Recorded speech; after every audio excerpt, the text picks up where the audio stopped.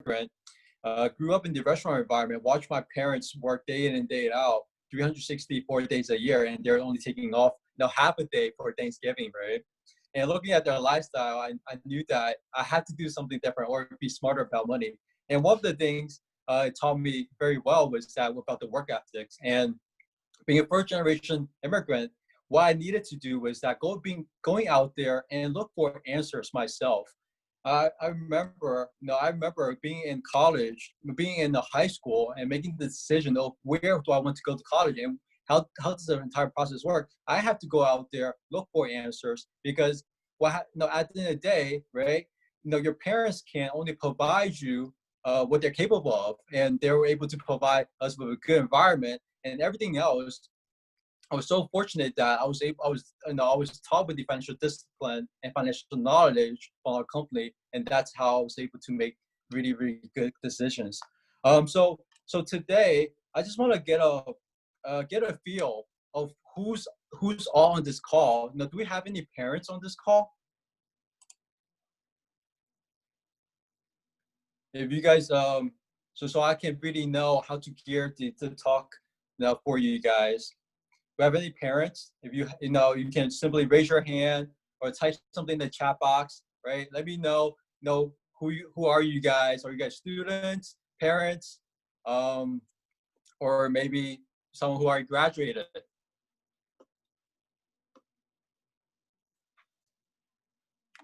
Okay, I see one hand up. That's good. Thank you. We have parents on. And that's awesome. I just want you guys to know that it's never too late, and it's never too late it's never too late, and it's never too early to plan. And I'll share with you guys why. Okay, actually, let me share my screen real quick.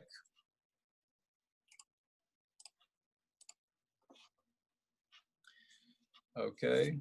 Okay.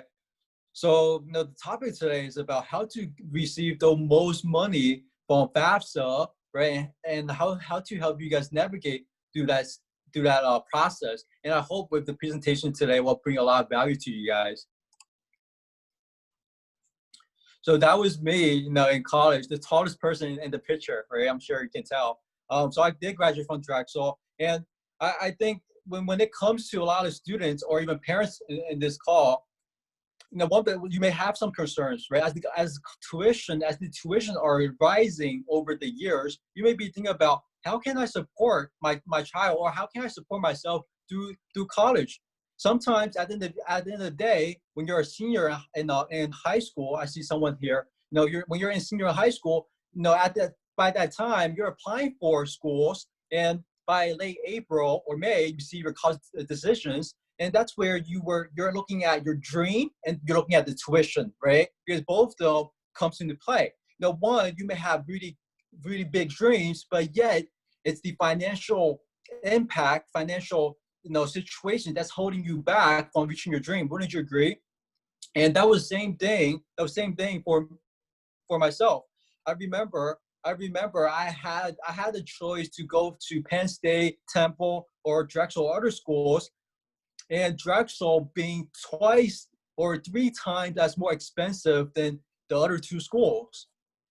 And it was just really an investment. I had to sit down and do the math and to think about what are some of the investments I'm willing to put in and what's the result I can get back, right? And I'm so glad that I made the right decision. And I went forward with my decision. I decided to choose Drexel. And Drexel is a private school, but however, with the financial knowledge and concepts and disciplines I was able to learn along the way, I was able to navigate through that process very, very well. And I'm very proud to say that, I was able to graduate, pretty much paid off, and was able to provide myself through college, and also paid off student loan within 1 year of graduation, right? And that's just something that I know that many of you guys can do much better in this call, only because you may not be the first generation of immigrants. If you are, but there's hope.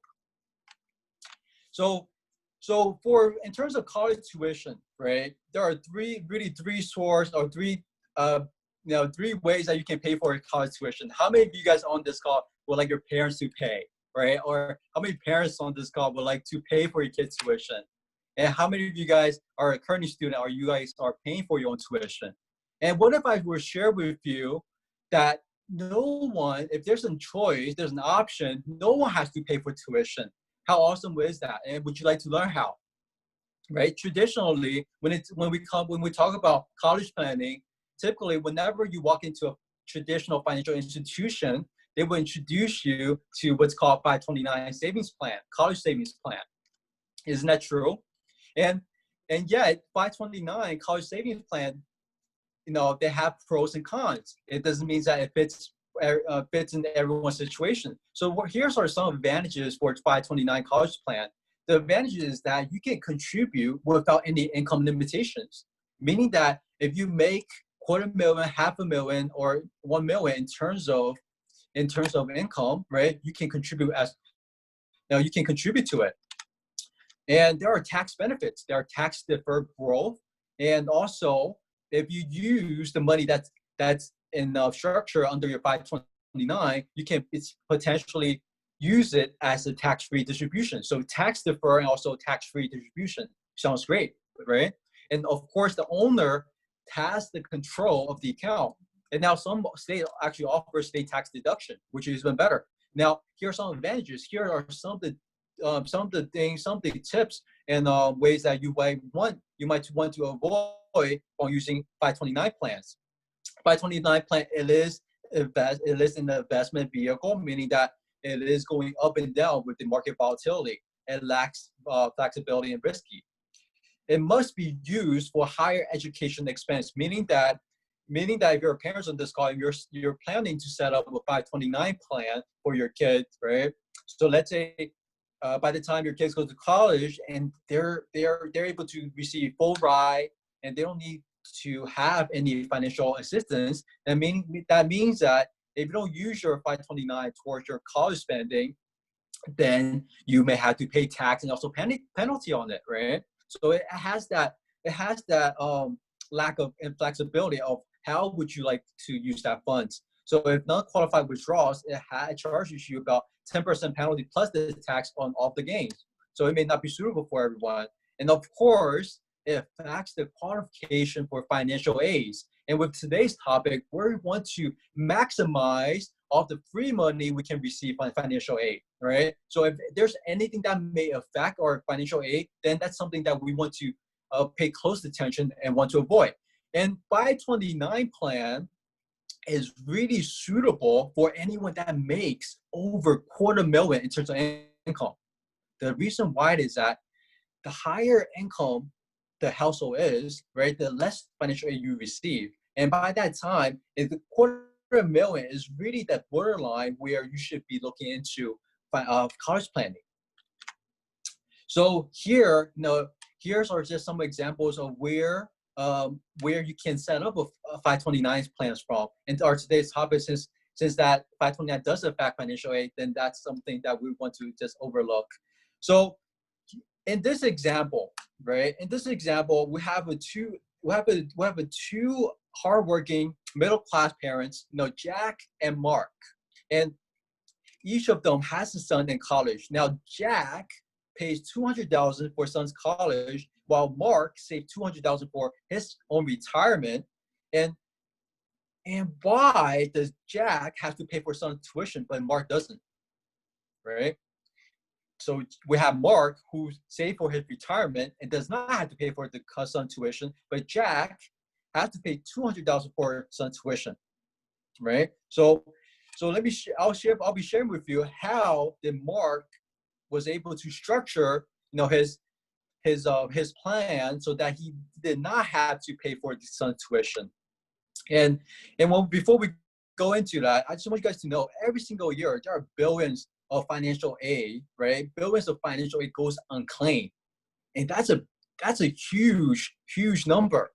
2.6 billion in free college financial aid was unclaimed by 2018 high school grads. Isn't that insane? And for those who doesn't know what's financial aid yet, pretty much anyone can qualify for financial aid. Did you know that if you're making $100,000, if you're making $200,000, right, you and your family and your kids, is able to qualify for financial aid for college. that means that with all the free money out there, there's more money coming out of each family's pocket rather than going into them. And the main reason due to all of these $1 billion goes unclaimed is because some of these simple mistakes. I just found it pretty funny. I just saw this post yesterday where in Philadelphia, right, in Pennsylvania and Philadelphia here, they were actually encouraging people to do FAFSA. That's using FAFSA, and because through FAFSA, that's where we can receive financial aid, right? So they were awarding schools that has the most FAFSA application completed. One, of course, they want to encourage more people to go to college, and second, help people navigate through the process that, hey, if you apply for financial aid, if you've applied through FAFSA, chances are chances are the college tuition may not be as scary as you think it is. You may not have to pay as much in tuition as you once thought you had to, right? So I just think that it's pretty cool how this goes hand to hand with the previous article with billions of unclaimed financial aid, billions of unclaimed financial aid every single year, and now school districts are encouraging more and more people just to go ahead and apply because there are so many people that doesn't know this information. And here, let's touch upon some of the common mistakes. And this one just simply shares that there are so many people that did not apply at all. They think that it's a difficult process. They think that they wouldn't qualify for any. I'm sure some of you guys may have that concern. It might be challenging. It might be challenging if you're only a student and you're going to do that whole entire process yourself. I understand that. I've been there, right? But I have to reach out. I have to be more resourceful to get the right answers. And it's so true. I come across families where the parents is concerned about the kids going to school and not knowing how to fill out the FAFSA application. They don't know whether or not they can afford the college. And oftentimes, the parents have an excuse, oh, my English is not very good. I just leave it to my kids. And oftentimes, it's tough for the kids because FAFSA may not be an easy application, especially for an 18 years old, 19 years old, right? I'm sure many of you guys will agree. So that's why it's so meaningful where if you're able to find someone that can help you navigate through that process, that's great. I was able to navigate the process through a mentor of mine and through our company where they were able to share with me so many financial concepts to help me navigate. So, rule number one, always apply, right? And then some people think that FAFSA financial aid is only designed for a low-income family. That's a big no-no, right? As I mentioned earlier, even if you make $250,000, you may still qualify for financial aid. So always apply, and never think that you don't qualify for it until you go ahead and do it, right? And it's never too early to prepare. Financial aid, it's definitely something that you want to prepare early on so that you can really maximize all the free money that's supposed to be in your pocket. And many people overlook the close relationship between financial aid eligibility and personal financial layouts, right? That just touched upon how people think that, if they make $100,000, they may not qualify for financial aid. And a lot of people lack the knowledge about how the system really works. And that's something that we're going to touch upon more later in this slides. And there is a huge difference between FAFSA and CSS profile. Not all schools require both. I know that Drexel did require, some of the private schools or other schools does require both CSS profile and FAFSA. And these profiles are very sensitive, right? Meaning that you want to fill in the right and correct information. If something is being something is being filled out incorrectly, then that can take a toll on your financial aid. And due to these common mistakes, so many people have to give up on their dream college, or the parents have to give up on kids' dream because they're not able to receive the correct amount or the amount of financial aid they deserve, right? And here's something, here's, to give you guys hope, right? And for those who would like to go to Ivy League, or if you like your kids to go to Ivy League, right? Here's something really great about Princeton. Princeton being one of the top Ivy League here in America, right? Approximately 60% of students who went to Princeton receive financial aid, and in the last decade, the amount of average financial need grant-based grants, right, increased by more than 90%, and that's twice as much as the tuition increase for the same period. So that's very powerful, right? If you were to decide to go to Ivy League school, and all you need to do is to really go out there and apply, and that's how much financial help you're able to receive. And an average grant someone can receive is about $46,000 for the class of 2019, right?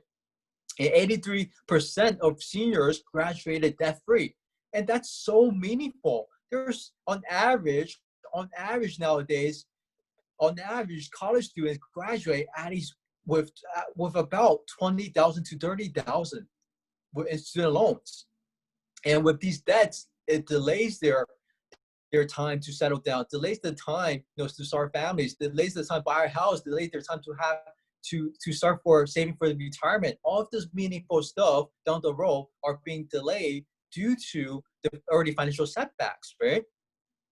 But here it just gives you so much hope and so much good news that you can apply, and there's so much more opportunities out there. The estimated amount of grants that would receive over 3,100 undergrads in the year of 2015, 2016 was more than 140 million, and that's a lot. And there's and also there's actually a formula, right? A formula of how much financial aid you can actually receive from Princeton. So, for example, this is the statistics basing off class of 2019. So imagine, so take a look at the chart, right? Look at where your household really stands. So even for individual who makes family household size makes between 140,000 to 160,000, you can still qualify for 41,200 in terms of average grants. And that covers 95% of tuition at Princeton, right? Let's go higher. Let's say you make $250,000 or above. You can still qualify for 19,000, and that's 43% of tuition for Princeton. And that's just powerful, right? Never think that you make too much, and it's never hurt to go ahead and apply. So for those of you guys who have the dream to go to Ivy League school, definitely go for it, right? And definitely apply. Start early. Apply for financial aid.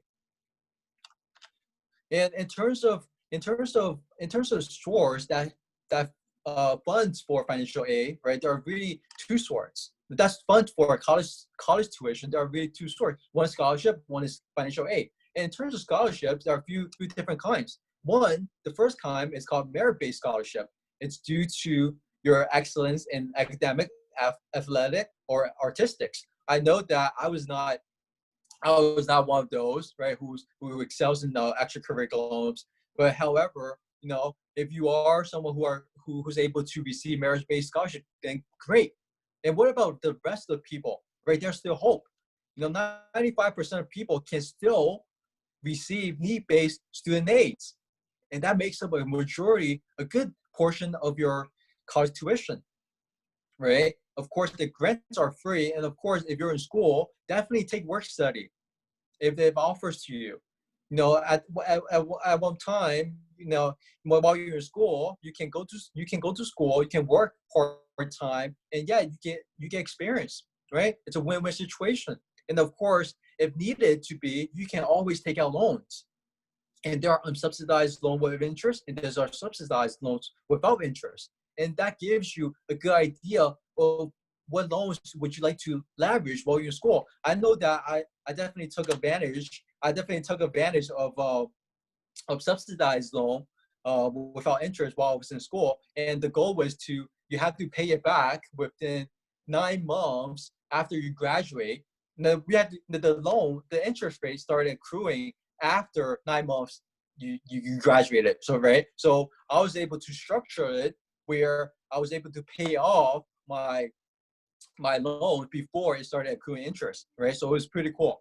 So how you were able to leverage the loans option that's about offered to you. So let's talk about how to maximize your financial aid, right? I'm sure many of you guys are excited and looking forward to learning about how to maximize that financial aid you can receive. So there's a simple formula, right? It's A minus B equals C, right? A being CO, cost of attendance, minus your expected family contribution equals your financial aid. So what this means is that cost of attendance, typically it's constant, right? It stays about the same, right? Stays about the same. You cannot really change it. But however, expected family contribution is where we can really leverage and lower so that we can maximize of where we can receive for financial aid. Does that make sense? Right? So our goal is to lower our EFC. So let's see. So there's actually a more complicated, more in-depth formula. The EFC equals A plus B parentheses times greater factor, right, plus C plus D. So A plus B equals parents' income plus parents' assets times the discounted rate, right? It depends on the college. Some school counts parents as 22% all the way up to 47%.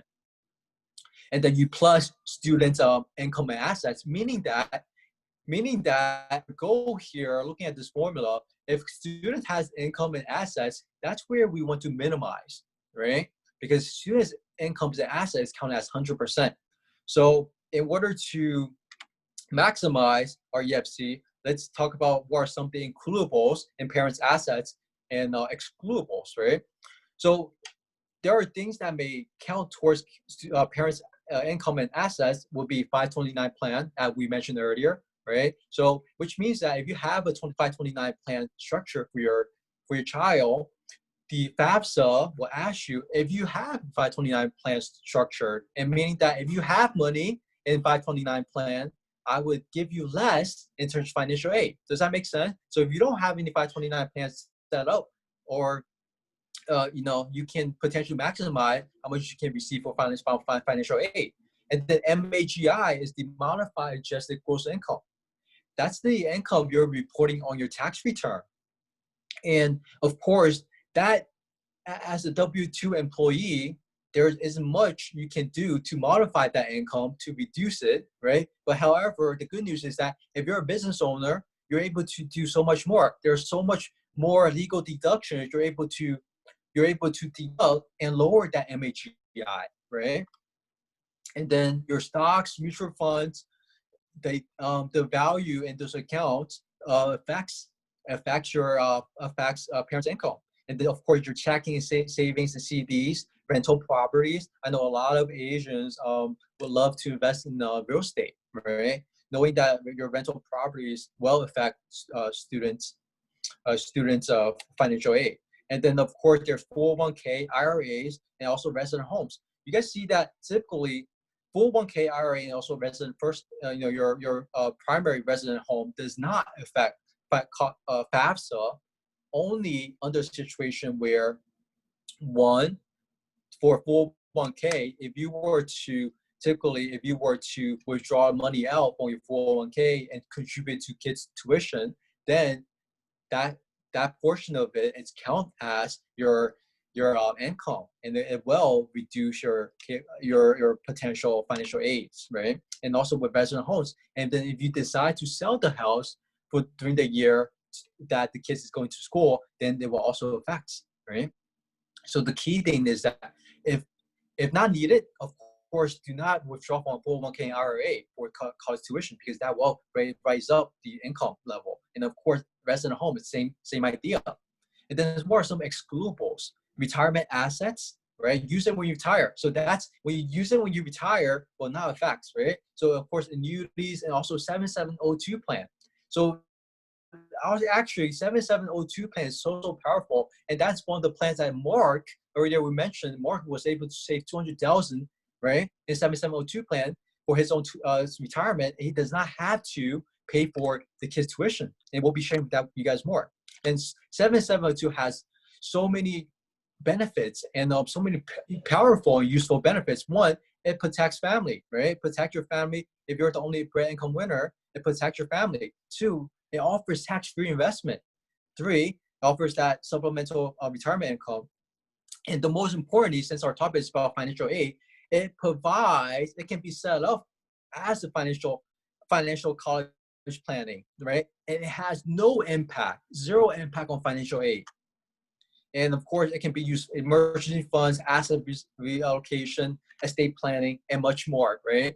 So all of that in one package, right? And of course, let's talk about how did Mark, who saved $200,000 in his retirement plan and does not have to pay for son's tuition, right? So Mark was able to contribute $18,000 every single year. So it depends. It depends on your family household situation. You can save up $18,000 every single year if your situation allows, right? So Mark was just using it to maximize as he would to maximize his 401k. So he saved $18,000 in his 7702. And look at here, if anything were to happen to Mark, his family would receive more than $1 million in terms of that benefit. If something were to happen to him, right? Well, don't you think that $1 million would cover for the son's tuition and also maintains the family's normal lifestyle, right? So that's worse to come worse, of course. We're going to focus on college tuition. So throughout the 13th year, Mark was able to save here a total of $234,000, right? Only total of $234,000 towards his retirement. And then you see here, partial withdrawal right here, right? So for 2 years, in year 14 and year 15, Mark was able to withdraw $71,901 for his son's tuition, right? And that's $14,000, about $140,000 in terms of supplement college tuition, provided for his son to go to college, right? Do you think that's enough for 4-year college? It should be enough. It's more than enough, right? And let me share with you. And actually, with the amount that that Mark was able to withdraw out, those amount is tax free, and it does not affect his son going to college. So meaning that the son is able to receive whatever they're able to receive on FAFSA, and yet, right, if needed to be, there's $140,000 tax-free distribution can be used for college. How awesome is that? And the story doesn't end there, right? Sorry, I have a phone call coming in. Sorry about that. And the story continues. It was structured as more part of his retirement plan. So look at here. Typically, retirement age, typically right now it's at 66, right? 66 and a half. And let's say 66 and a half. Mark is able to withdraw out $75,000 tax-free every single year for his own retirement. Mind that we have already withdrawn out $140,000 in the prior year for the son's tuition if needed, right? And now he's able to withdraw out $75,000 every single year, and that's more than $1.1 million in terms of tax-free retirement distribution. How awesome is that? Isn't that dream come true if needed to be, right? If needed to be, Mark is able to set up for his own retirement, and yet he doesn't have to worry about his son's college tuition. You're using one stone, right? One stone, two birds. There's a proverb, right? Two stone, one bird, right? Anyways, but that's just awesome. And now, of course, if you're thinking about your son, your child are young, and it might be too early to think about this plan, you're absolutely wrong. Because why? Because it requires time for your money to grow and work for you, right? The earlier you plan, the better it is. We have so many people in our office that's able to set up plans for their child after 15 days they gave birth. How incredible is that, right? And imagine how much more they're able to leverage from this account by the time they go to college, by the time they retire, right? So much more. And that's just so powerful. If you want to learn more about how to structure this plan for yourself, how to structure this plan for your kids, definitely talk to the person who invited you here. And then let's talk about more strategies, right? I think it's very, very important to talk about how to strategize where we can maximize our financial aids, right? So of course, maximize your contribution to retirement funds.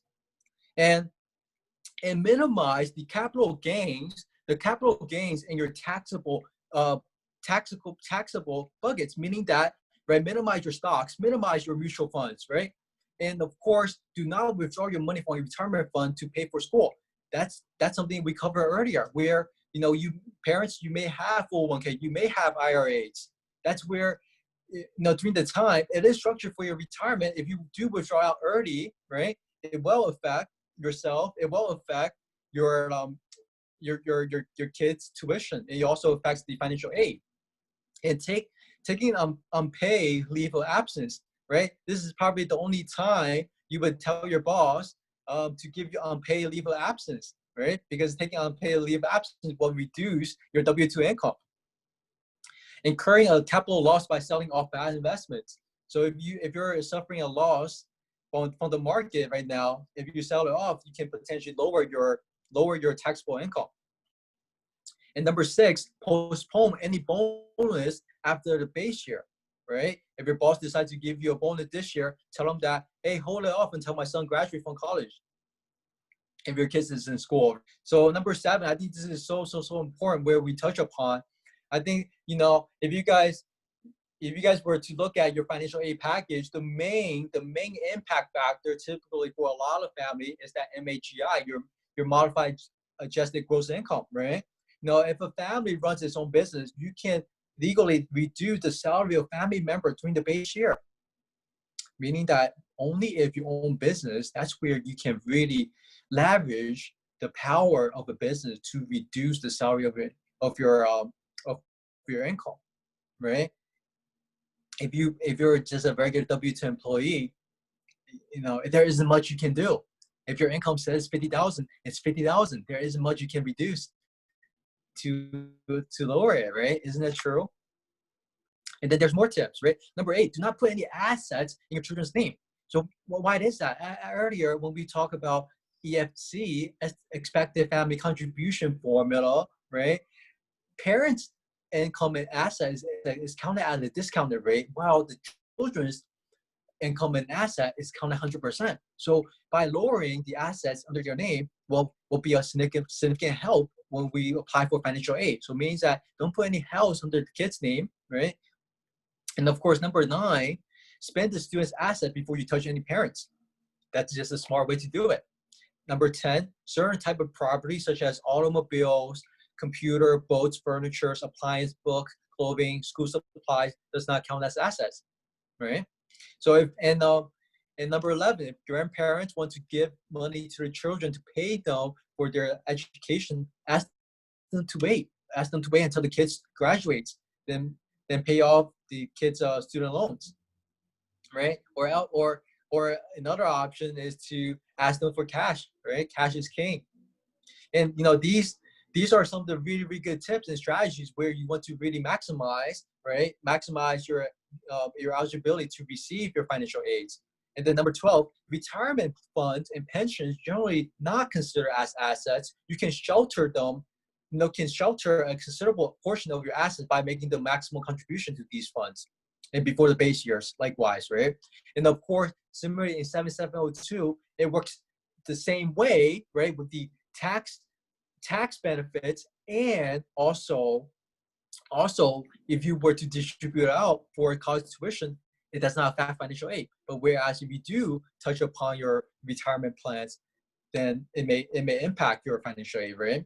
Number 13, cash value in insurance, life insurance, VUL, IUL is not considered as assets, right? The VUL or EIUL is very flexible to withdraw a loan. So that's where 7702 falls into place. 772 is a tax-free, it's an IRS tax code where, if structured correctly, you can have a tax-free distribution. Number 14, small businesses that are owned, controlled by the family are excluded as assets on the financial aid. By making some contribution to build your family business is another way to reduce assets factor into EFC. I think at the end of the day, if you really want to maximize, right, and really want to control your income, control your tax bracket, that's where business comes in, right? You know, have you ever wondered why all these big giant corporations, they pay less tax than hardworking individuals. There has to be a secret. Would you agree? And that's where going to business makes a lot of sense, right? And definitely talk to the people, talk to the person who invites you here to learn more about the strategies, to learn more about if you need help to apply for financial aid, to talk more about if you need a plan like 7702 structure for kids, right? And that concludes my presentation for today. And I'll give the mic back to Quinn. Thank you so much, Chang. Thank you for taking your busy schedule. I know you had a few phone calls come in. Thank you for taking your time at your busy schedule to share with us this great information, right? Just want to share with you guys, recently, me and Champagne, she is my senior manager at World Financial Group, right? We were able to, help a friend who reached out to me, and through just 2 Zoom sessions, guess what? We was able to help her save money on kids' college tuition, save money on taxes, save money on health insurance, and most importantly, we help her to build a retirement income. And just to share with you a couple more scenario, Chang was able to, like he mentioned in the Zoom earlier, he was able to help me to do a college planning for my daughter when she was only 15 days old.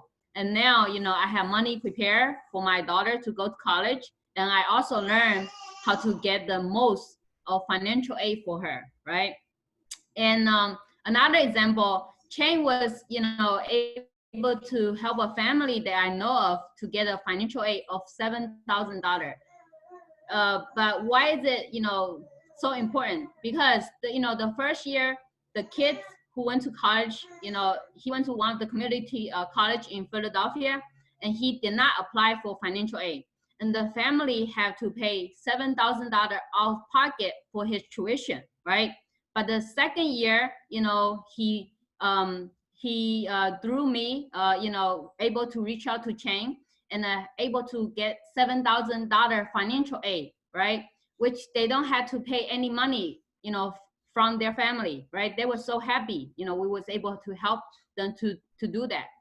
And today, I know every one of you have different needs and your situation are different from each other.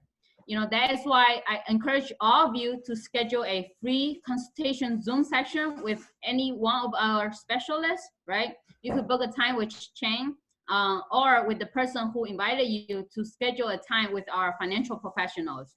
And, right now, if you guys have any questions, you can raise your hand or put it in the chat box. We could have Chang or, our financial specialist can, answer your questions.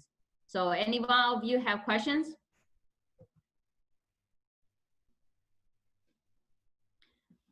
And I also like to make an announcement. Chang already pulled out the flyer. We are actually having another Zoom section next week, June 20th, Saturday at 3 p.m., right? We're gonna focus on the topic, save for your future, right? The benefit of saving early, right? Why, I want to save my daughter, save for my daughter's future when she was only 15 days old, right?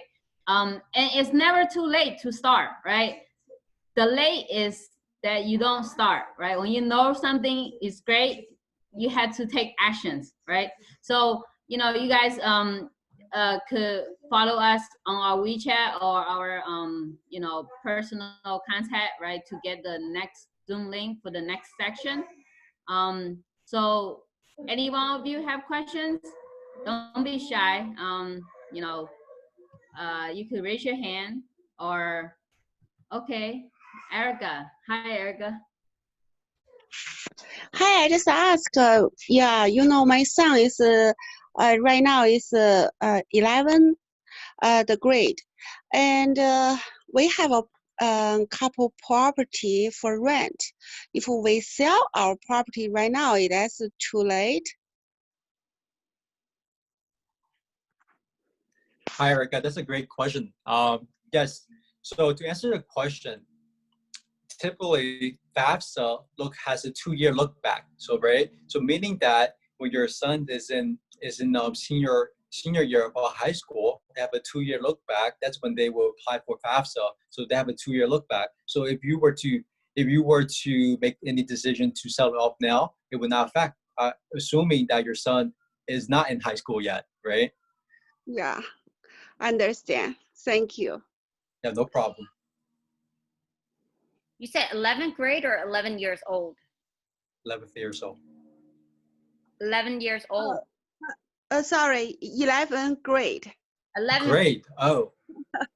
Yeah. Yes. Okay, so yeah, what Chang said is that there's 2 years look back.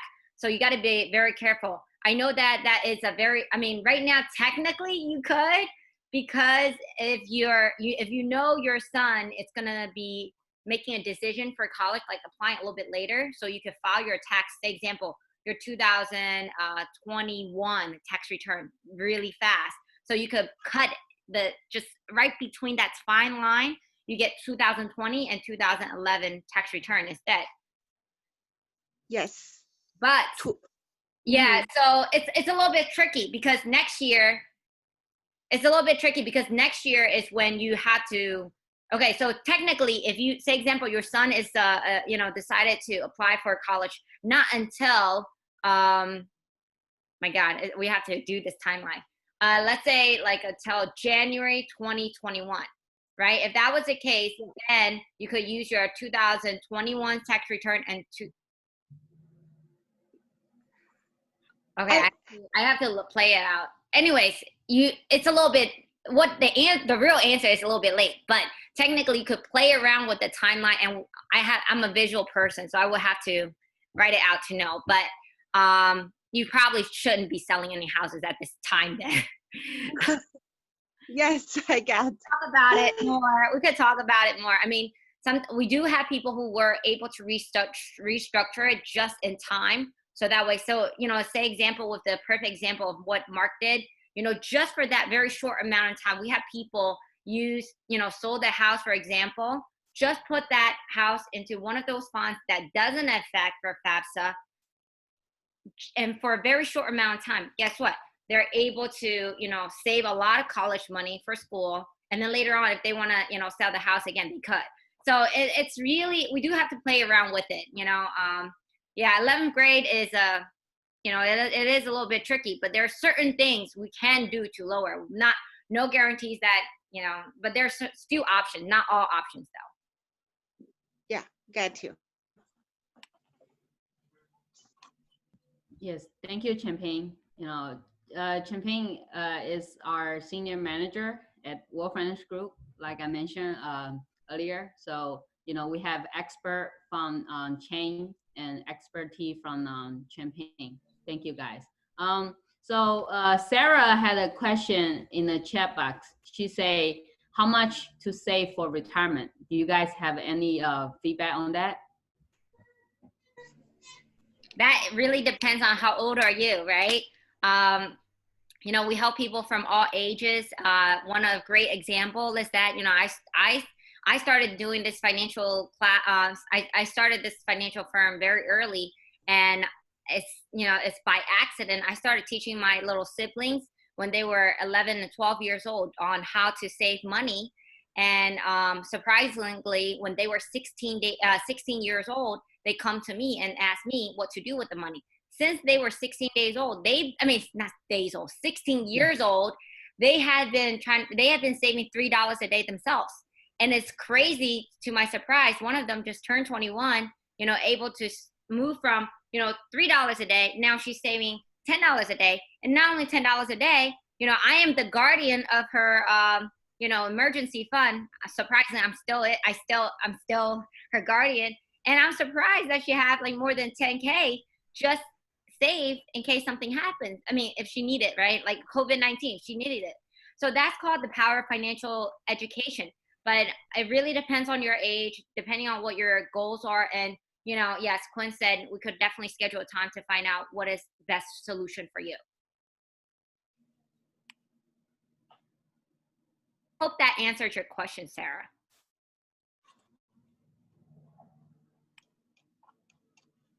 Yeah, from the checkbox, I learned that Sarah is I am graduate from high school. Yeah, okay, she said thanks. Xiaojing say the Guardian's account had a better rate than the adult account. Okay. Well, yeah, but you guys can definitely, book a time with the person who invited you, right? To sit down to, plan out a strategy that's fit for you, right? Because everyone, everybody's situation is different, right? It's not one shoe fits all, right? So I encourage you guys to book a time with our specialist. Anybody else have a questions? Okay, William, I am going to be a senior in September. So where can I find information I need to know on college application process, FAFSA, and financial aid? Yes, great question, William. You came in at a right time to listen to our FAFSA, our presentation, and yeah, there's one important date, actually two important days I forgot to mention. So as the earliest, right, the first day that the FAFSA opens is what? It's October 1st, right? Meaning that October 1st, that's where you can apply for FAFSA. You do have to renew it every single year. So with that being said, right, means that first come, first serve. The earlier you apply, the more chance that you were able to qualify for more. And the website you will use, right? The website you will use will be studentaid.gov. That's where you can create an account, understand about financial aid applying process and whatnot. And of course,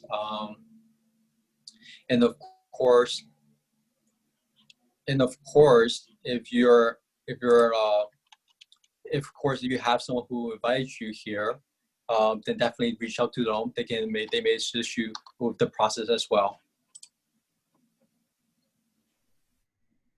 And I like to add that, we want to create this as a series where we're able to help people more completely, and our goal is to provide more information. You just saw, some of the things that you could do to save early. So follow us on Zoom, follow us on WeChat, or however you got connected to us, because, nowadays we're in the social media world. People are connected through Instagram, YouTube, you name it. I cannot keep up with it, right? So, you can follow us, and so that way we can, continuously provide information to you guys. We have many great topics to come up. One of the topics is, saving early. The other one is, how students get started with debt, how to manage credit cards, how to build a good credit score. I hope it's not more like, okay, it's for, kids just get started. I do hope that is something that could really help the not just Asian community, but more like the minority community, because a lot of times there is that lack of information, or there's a language barrier. As a result, they don't get that information. But you know what? If you want to learn how to master the money game, you got to learn the rules of the money game. So that's how I always viewed it. So, if you want to, stay tuned with us. All the information we'll provide here are complimentary. Next time, share with someone else and have someone else come on and listen to. Hopefully everything we add is valuable. Then again, if you are looking for certain topics that you want to hear, this is the perfect time that you want to reach out to the person who reach out to you, so you could tell us what are some of the topics that we could also be sharing with you.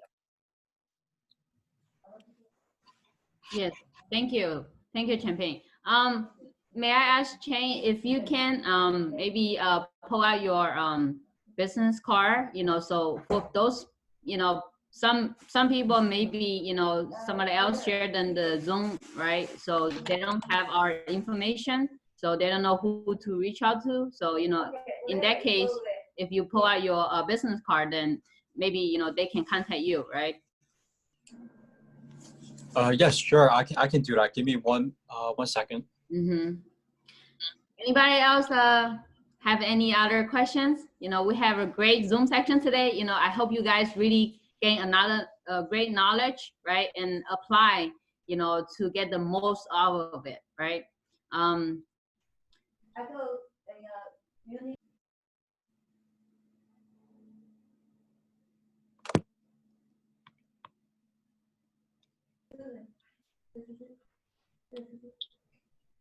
William just texted me, say he doesn't know how to apply. You know what, William? If you feel like you need someone who needs to be walked through, let me tell you, you got the best people. Like Chang can actually, you could actually schedule a time with Chang, or you know what, whoever invited you could actually arrange a time to sit down with Chang so he could help you and guide you in the whole process. How to do the FAFSA forms, how to do the CSS, all of that. Chang is more like the person who has been doing that. He is our college expert here. And he has a very tremendous, Chang has a great story too, because, he was in college and he's able to come out of a great college, Drexel University, and, come out of college 1 year later. He's done with his debt and paid off his car.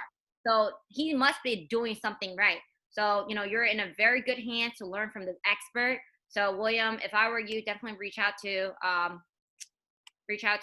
Chang. Who invited you, by the way, William? Is it Xiaojing? Is it Xiaoying? Well, we have Xiaojing and Xiaoying. They're also, they help a lot of people with their financial aid also. So either Chang, Xiaojing or Xiaoying, they all can help you guys with the financial aid application. I was gonna say maybe we can even do a group financial aid session. Yeah. Like FAFSA session. Mm-hmm. William asked how to schedule.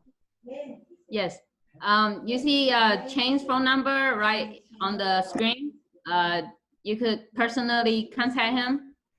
His number is 267-736-2636.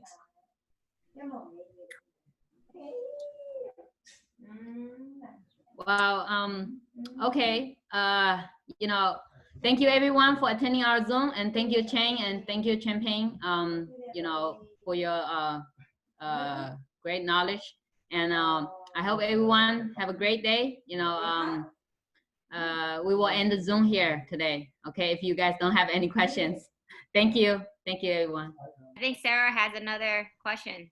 Okay. How much to get financial aid for a 2-year college? So, Sarah, that's a very good question. It really depends on your school. Every school is a little bit different. Remember the formula, cost of attendance, expected family contribution. Even for a 2-year school, they have a little bit different calculation. But in terms of applying for FAFSA, for example, we know you can always apply. I see that Darren asked, how can he get the recording of the meeting? That really depends on Mr. Chang if he wants to share that.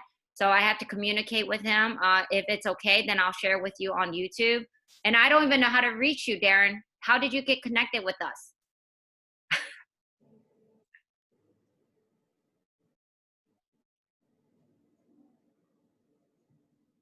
Okay.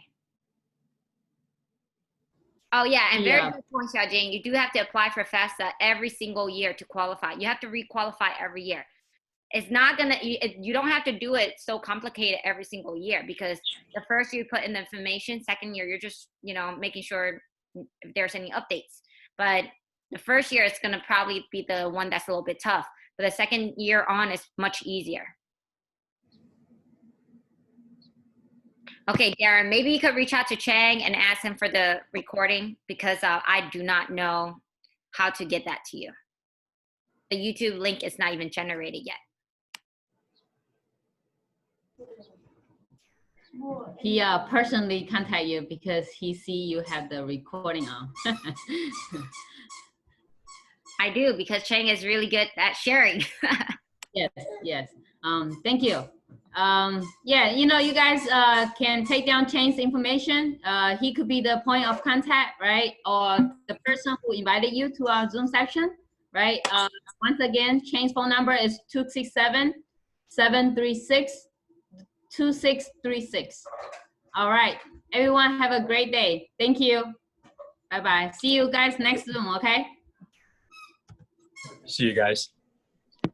All right, no problem.